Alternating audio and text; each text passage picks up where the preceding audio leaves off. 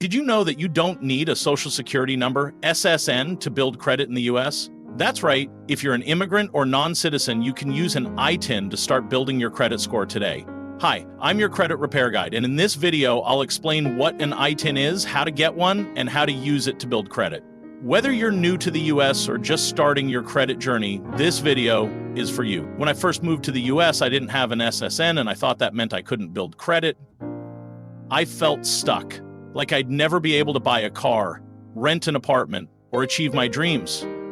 If you've ever felt this way, you're not alone. But here's the good news.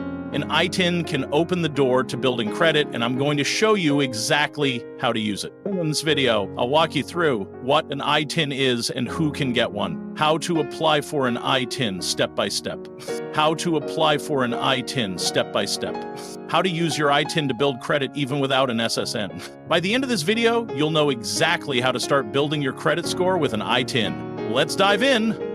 First, let's start with the basics. An ITIN, or Individual Taxpayer Identification Number, is a 9-digit number issued by the IRS to people who need to pay taxes but don't qualify for an SSN. This includes immigrants, non-citizens, and their dependents. While an ITIN isn't the same as an SSN, it can still be used to open bank accounts, file taxes, and, most importantly, let's talk about how to get an ITIN. Here's how it works. Fill out Form WAT7.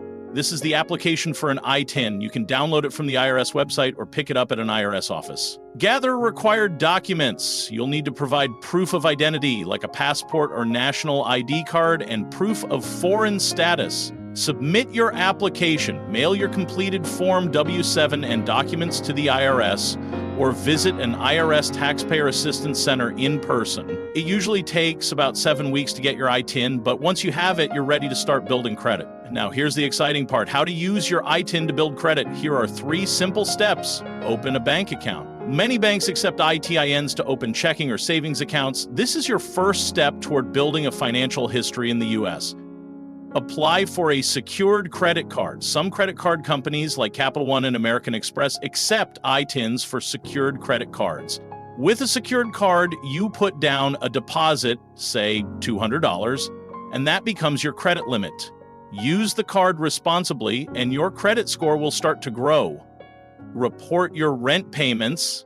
Services like Rent Track or Experian Boost let you report your rent payments to credit bureaus, which can help build your credit history. By following these steps, you'll be on your way to a strong credit score. No SSN required. Now that you know what an ITIN is and how to use it to build credit, it's time to take action. Start by applying for your ITIN, then open a bank account and apply for a secured credit card. Remember, building credit is a journey, and every step you take brings you closer to financial freedom.